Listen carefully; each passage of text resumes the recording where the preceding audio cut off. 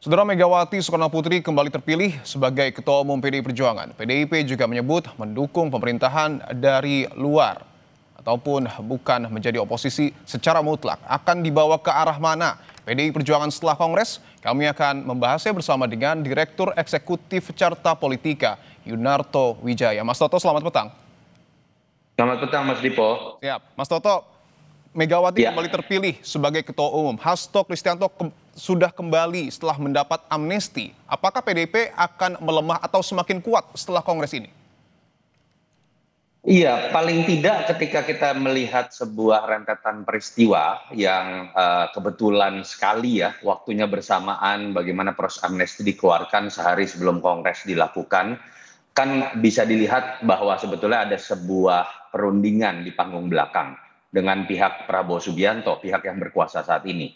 Jadi paling tidak Kongres ini yang tadinya dianggap kemudian akan penuh misteri, ya terjawab dengan agak melegakan bahwa ada keputusan politik sebelumnya yang kemudian melepaskan sekjennya dari tahanan. Saat itu Mas Hasto masih sekjen ya, karena belum Kongres kan.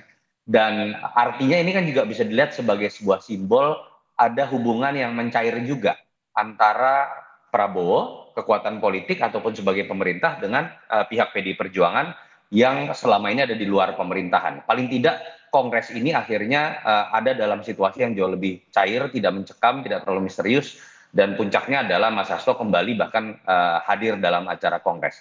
Kalau kemudian pertanyaannya apakah ini berarti sebuah kode bahwa PDI Perjuangan akan masuk ke dalam barisan koalisi Prabowo, saya malah meyakini tidak. Dari kemarin-kemarin saya selalu mengatakan bahwa lebih besar kemungkinan buat PDI Perjuangan tetap ada di luar pemerintahan, walaupun konteksnya adalah penyeimbang. Lalu apa yang membedakan peristiwa amnesti, kembalinya Mas Hasto, dengan kemudian posisi politik PDI Perjuangan tetap ada di luar barisan pemerintahan, tapi paling tidak posisi di luar pemerintahan ini ditempatkan dengan lebih objektif. Tidak ada unsur dendam sejarah politik.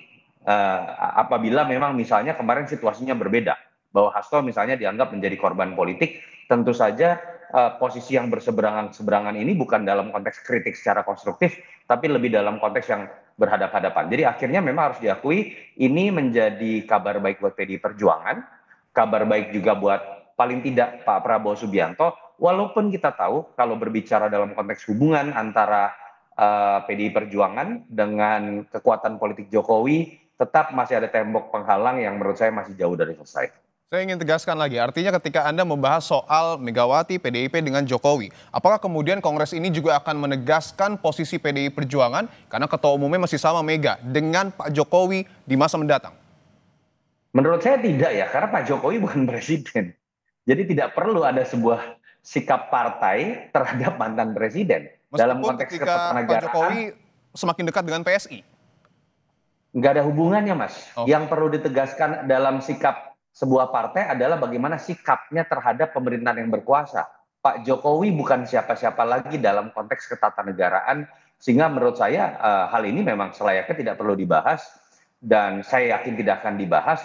Tapi dari rentetan peristiwa yang ada, menurut saya kita bisa menyimpulkan bahwa memang belum ada sebuah perkembangan terbaru.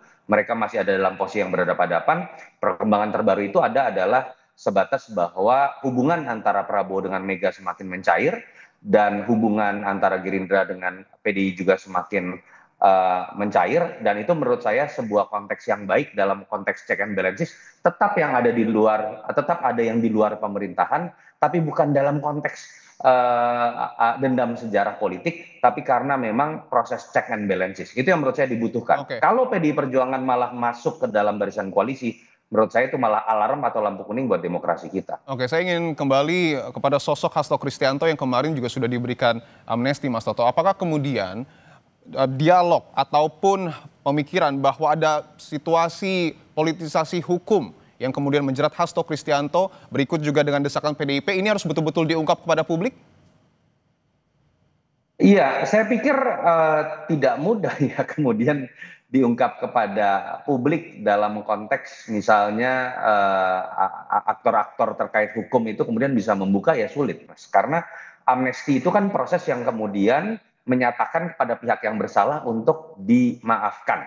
Dan kalau kita dengar alasan dari Menkumham juga memang lebih kepada unsur persatuan nasional, rekonsiliasi, dan lain-lain. Tetapi tanpa adanya pengungkapan itu pun, perbincangan yang ada di publik, dan saya pikir nggak bisa ya kita lihat berdiri sendiri hanya konteks Mas Hasto, hampir bersamaan juga dalam konteks Tom Lembong, memang terasa sekali ada nuansa politisasi, atau minimal ada proses hukum yang dirasakan janggal.